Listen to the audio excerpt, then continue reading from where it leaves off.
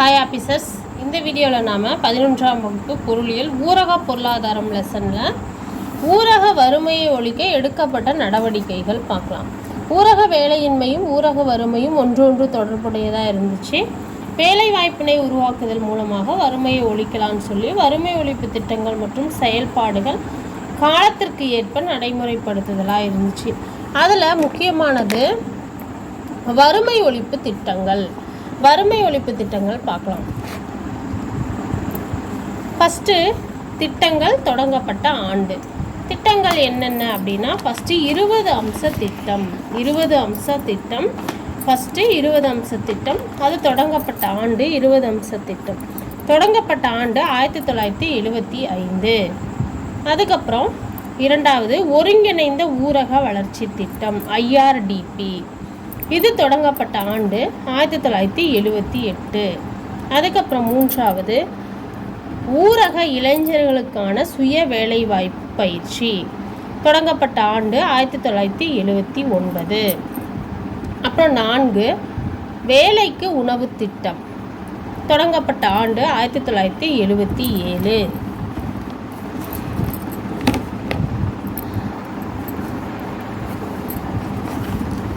அதுக்கப்புறமா 5வது தேசிய ஊரக வேலைவாய்ப்பு திட்டம் NREP. இது தொடங்கப்பட்ட ஆண்டு 1980. தேசிய ஊரக வேலைவாய்ப்பு திட்டம் தொடங்கப்பட்ட ஆண்டு 1980. ஊரக நிலமற்றோர் வேலைவாய்ப்பு உறுதி திட்டம் 6வது தொடங்கப்பட்ட ஆண்டு 1983. அப்புறம் ஜவஹர் வேலைவாய்ப்பு திட்டம் JRY தொடங்கப்பட்ட ஆண்டு 1989. அதுக்கப்புறம் மகாத்மா காந்தி தேசிய ஊரக வேலைவாய்ப்பு உறுதி திட்டம் தொடங்கப்பட்ட ஆண்டு 2006. மகாத்மா காந்தி தேசிய ஊரக வேலைவாய்ப்பு உறுதி திட்டம் தொடங்கப்பட்ட ஆண்டு 2006. Pradhan Mantri Adarsh gram Sadak Yojana PMAGSY. Pradhan Mantri Adarsh gram Sadak Yojana தொடங்கப்பட்ட ஆண்டு 2010. இதெல்லாம் வறுமை ஒழிப்பு திட்டங்கள். அப்புறம் பாரத் நிர்மாண் யோஜனா. பாரத் நிர்மாண் யோஜனா தொடங்கப்பட்ட ஆண்டு 2005. இந்திரா ஆவாஸ் யோஜனா தொடங்கப்பட்ட ஆண்டு 1985-86 தான் தொடங்கப்பட்டுச்சு. அதுக்கப்புறம் ஜவஹர்லால் நேரு தேசிய நகர்ப்புற மறுசீரமைப்பு திட்டம் தொடங்கப்பட்ட ஆண்டு 2005. ஜவஹர்லால் நேரு தேசிய நகர்ப்புற மறுசீரமைப்பு திட்டம் தொடங்கப்பட்ட ஆண்டு 2005. அப்புறம் ராஜீவ் ஆவாஸ் யோஜனா RAY தொடங்கப்பட்ட ஆண்டு 2009. அப்புறம் தேசிய ஊரக நலத்திட்டம் தொடங்கப்பட்ட ஆண்டு 2005. அப்புறம் தேசிய ஊரக வாழ்வாதார திட்டம் தொடங்கப்பட்ட ஆண்டு 2011. தேசிய ஊரக வாழ்வாதார திட்டம் தொடங்கப்பட்ட ஆண்டு 2011. அப்புறம் தேசிய உணவு பாதுகாப்பு திட்டம் தொடங்கப்பட்ட ஆண்டு 2013. தேசிய உணவு பாதுகாப்பு திட்டம் தொடங்கப்பட்ட ஆண்டு 2013.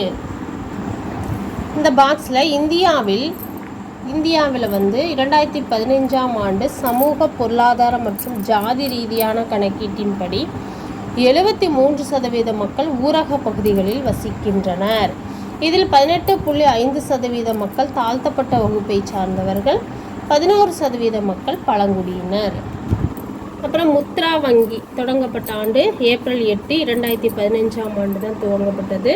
சிறிய அலகு முன்னேற்றம் மற்றும் மறுநிதியளிக்கும் முகவர் வங்கி தான் முத்ரா. முத்ரா வங்கி துவங்கப்பட்ட ஆண்டு ஏப்ரல் 8, 2015.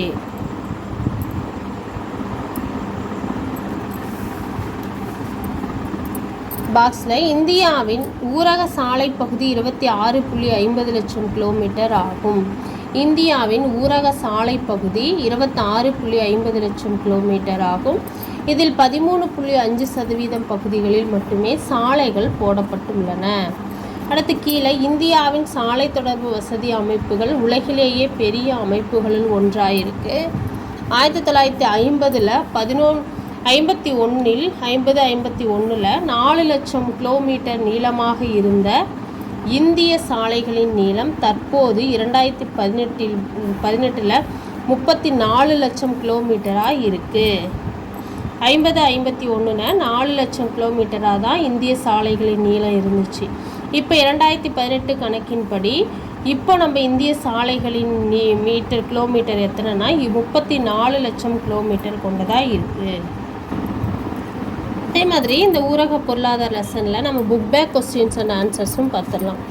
முதல் கேள்வி, எது ஊரக பகுதியின் அடிப்படை அழகாக கருதப்படுகிறது? விடை வருவாய் கிராமம். எது ஊரக பகுதியின் அடிப்படை அழகாக கருதப்படுவது? விடை வருவாய் கிராமம்.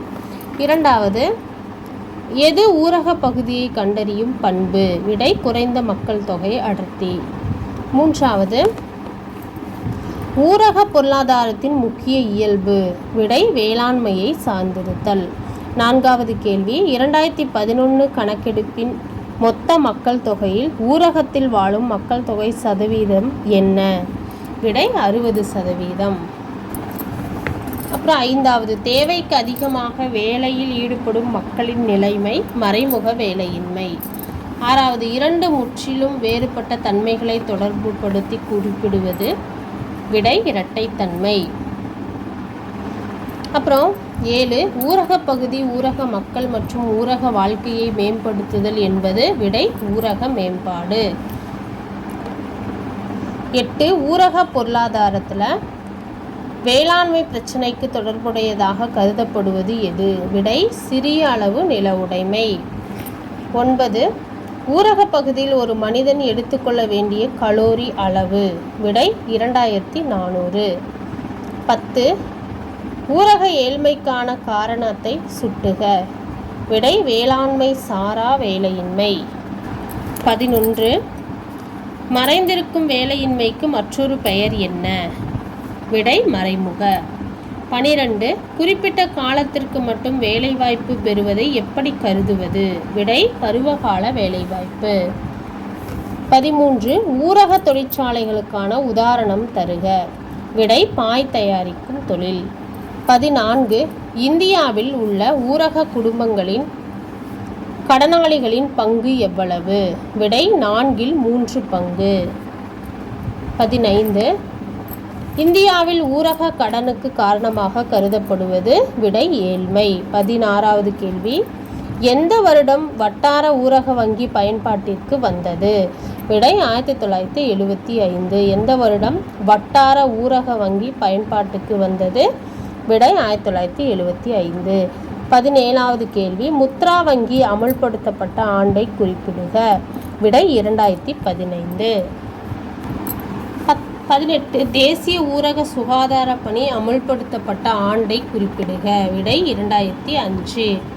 தேசிய ஊரக சுகாதார பணி அமுல்படுத்தப்பட்ட ஆண்டை குறிப்பிடுகன்னா விடை 2005 தான் தேசிய ஊரக சுகாதார பணி அமுல்படுத்தப்பட்டது. 19, ஊரக சாலையின் பயன்பாடாக கருதப்படுவது எது? விடை மேற்கண்ட அனைத்தும். ஊரக அங்காடி வசதி, வேலைவாய்ப்பு, ஊரக வளர்ச்சி. இது மூன்றுமே ஊரக சாலையின் பயன்பாடாக கருதப்படுகிறது. 20, இந்திய விவசாயி கடனாளியாக பிறந்து கடனாளியாகவே வாழ்ந்து கடனாளியாகவே இறந்து கடனையே சந்தித்து விட்டு செல்கிறான். இச்சொற்றொடரை கூறியவர் யார்? விடை சர் மால்கம் டார்லிங் தான். 20வது கேள்வி, இந்திய விவசாயி கடனாளியாக பிறந்து கடனாளியாகவே வாழ்ந்து கடனாளியாக இறந்து கடனையே சந்தித்து விட்டு செல்கிறான். இச்சொற்றொடரை கூறியவர் யார்? விடை சர் மால்கம் டார்லிங் தான் இந்திய விவசாய கடனாளிகளை பற்றி இப்படி ஒரு சொற்றொடரை கூறியிருக்காரு. யாருன்னா சர் மால்கம் டார்லிங். அடுத்த லெசன் தமிழ்நாட்டு பொருளாதாரம். இந்த லெசனில் இருக்கிற புக் பேக் கொஸ்டின்ஸ் அண்ட் ஆன்சர்ஸும் பார்த்துக்கலாம். ஃபர்ஸ்ட் கொஸ்டின், சுகாதார குறியீட்டில் தமிழ்நாடு எந்த மாநிலத்திற்கு மேலாக உள்ளது? விடை குஜராத். சுகாதார குறியீட்டில் தமிழ்நாடு எந்த மாநிலத்திற்கு மேலாக உள்ளது? விடை குஜராத். 2வது கேள்வி, பாலின விகிதத்தில் தமிழ்நாட்டின் தரம்? விடை 3வது. 3வது கேள்வி, தமிழ்நாடு எதில் வளமானது? விடை மனித வளத்தில் தான் தமிழ்நாடு வளமானது. 4, நீர்ப்பாசனத்தின் முக்கிய ஆதாரம்? விடை கிணறுகள். 5வது கேள்வி, பின்னலாடை உற்பத்தி அதிகம் உள்ள இடம்? விடை திருப்பூர். 6. கீழ்கண்டவற்றுள் தவறான இணை எது? வீட்டு ஜவுளி தயாரிப்பு ஈரோடுங்கிறது தவறான இணை. தமிழ்நாட்டின் நுழைவாயில் தூத்துக்குடி கரெக்டு. எஃகு நகரம் சேலம் கரெக்டு. பம்ப் நகரம் கோயம்புத்தூர், இது மூன்றுமே கரெக்டு. வீட்டு ஜவுளி தயாரிப்பு ஈரோடுங்கிறது தவறான இணை. அடுத்தது 7வது கேள்வி. கீழுள்ள நகரங்களில் எதில் சர்வதேச விமான நிலையம் இல்லை? தூத்துக்குடி. தூத்துக்குடியில் தான் சர்வதேச விமான நிலையம் இல்லை. மற்ற மதுரை, திருச்சி, கோயம்புத்தூரில் சர்வதேச விமான நிலையங்கள் உள்ளன. 8. பயிர் உற்பத்தியில் எந்த பயிரை தவிர தமிழ்நாடு முன்னிலையில் உள்ளது? ஏலக்காய். ஏலக்காயை தவிர வாழைப்பழம், தேங்காய், தோட்டப்பயிர்கள் இதில் எல்லாத்துலேயும் தமிழ்நாடு முன்னிலை வகிக்கிறது. 9வது கேள்வி. எந்த பயிர் உற்பத்திக்காக அதிக பரப்பு நிலம் பயன்படுத்தப்படுகிறது? விடை நெல். 10. எழுத்தறி விகிதத்தில் தமிழ்நாட்டின் தரம்? விடை 8. 8வது இடத்துல இருக்குது எழுத்தறி விகிதத்தில் தமிழ்நாடு. 11வது கேள்வி. குறு சிறு நடுத்தர நிறுவனங்களுக்கான முதலீட்டில் தமிழ்நாட்டின் தரம்? விடை ஃபஸ்ட்டு. குறு சிறு நடுத்தர நிறுவனங்களுக்கான முதலீட்டின் தமிழ்நாட்டின் தரம் 1வது இடத்துல இருக்குது. 12வது கேள்வி. தமிழ்நாட்டின் எந்த மாவட்டத்தில் பாலின விகிதம் அதிகமாக உள்ளது? விடை நீலகிரி. 13. மாவட்டத்தில் குழந்தை பாலின விகிதம் குறைவாக உள்ளது? விடை அரியலூர். அரியலூரில் பாலின விகிதம் குறைவாக இருக்குது. தமிழ்நாட்டில் பாலின விகிதம் அதிகமாக இருக்கிறது நீலகிரி. 14. எந்த யூனியன் பிரதேசத்தில் பாலின விகிதம் அதிகமாக உள்ளது? விடை பாண்டிச்சேரி. 15வது கேள்வி. தமிழ்நாடு உள்நாட்டு உற்பத்தியில் அதிக பங்கு வகிப்பது? விடை பணிகள் துறையில் தான் அதிக பங்கு வகிக்கும். 16வது கேள்வி. மனித வளர்ச்சி குறியீட்டில் தமிழ்நாட்டின் தரம் 7. மனித வளர்ச்சி குறியீட்டில் தமிழ்நாட்டின் தரம் 7. 17. ஸ்பிக் SPIC ஸ்பிக் அமைந்துள்ள இடம்? விடை தூத்துக்குடி. TICEL இன் பகுதி? விடை உயிரி பூங்கா. TICEL இன் பகுதி? விடை உயிரி பூங்கா. 19. சிமெண்ட் உற்பத்தியில் தமிழ்நாடு இந்தியாவில் எந்த நிலையில் உள்ளது? விடை மூன்றாம் நிலையில் உள்ளது. 20வது கேள்வி. தென்னக ரயில்வேயின் தலைமையிடம்? விடை சென்னை. தென்னக ரயில்வேயின் தலைமையிடம்? விடை சென்னை. அடுத்த முக்கியமான வீடியோவில் பார்க்கலாம். இது உங்களுக்கு பிரோஜனமாக இருக்கும். நன்றி, வணக்கம்.